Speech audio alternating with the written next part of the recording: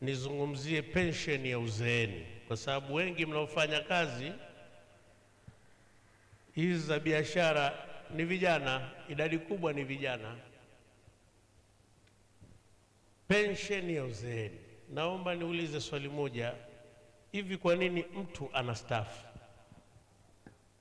Kustaafu kuna maana ya kwamba ndio mwisho wa taaluma au ni nini? Maana taaluma inabaki, mtu ni profesa vile vile na kazi anao vile vile, lakini kwa nini anastaafu mtu?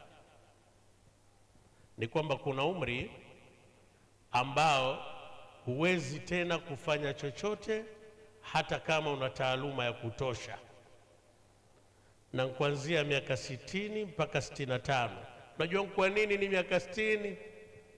60 ndio uzee kamili. 40 ni kijana mzee, 50 ni mzee kijana, 60 ni mzee. Ule uzee ushakolea, unaanza nao safari sasa ukiwa wewe ni mzee. Kwa hiyo miaka ile 60 huwezi tena kufanya chochote, kwa hiyo unastaafu. Lakini katika Uislamu kuna pension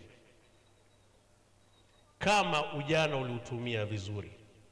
Ukiangalia Jami'ul Bayan alivyofasiri falahum ajrun ghairu mamnun, Abdullah ibn Abbas ambayo ndiyo Imamul Mufassirin anasema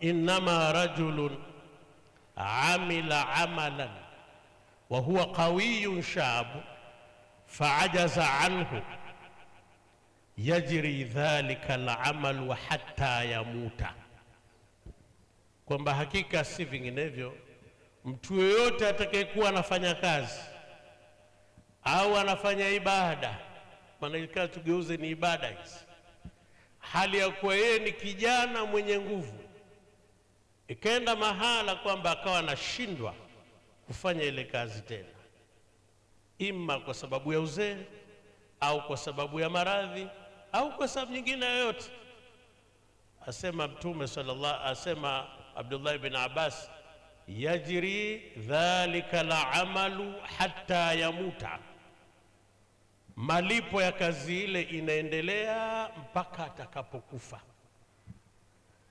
Kwa katika umri wa ujana huu hakikisha unatafuta riziki ya halali, itageuka kwa uwezo wake Allah, ukiwa na nia nzuri iwe ni ibada.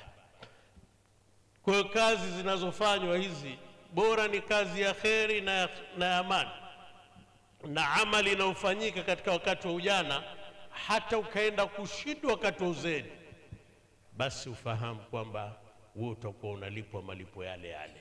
Mathalan, hivi sasa wazee wengi wanaswali juu ya kiviti, si ndio?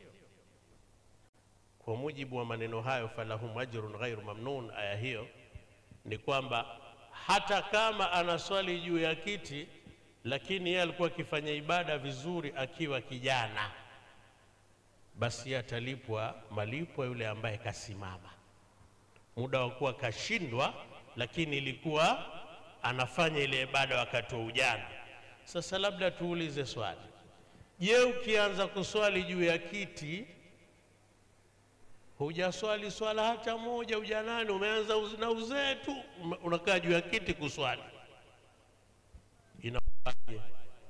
Hii ni dalili kwamba tusiachie ujana ukapita bure.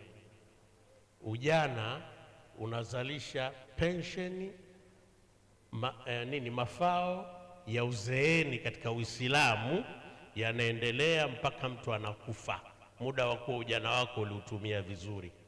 Mwenyezi Mungu azidi kubariki kazi hizi, atubariki sote tuliokuwa hai. Mwenyezi Mungu aturuzuku vifo vyenye kheri na atupe uzima katika maisha yetu, uzima wenye kheri.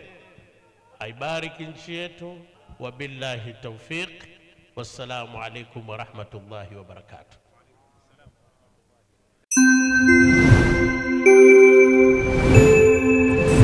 Ayuo TV, ulimwengu kiganjani.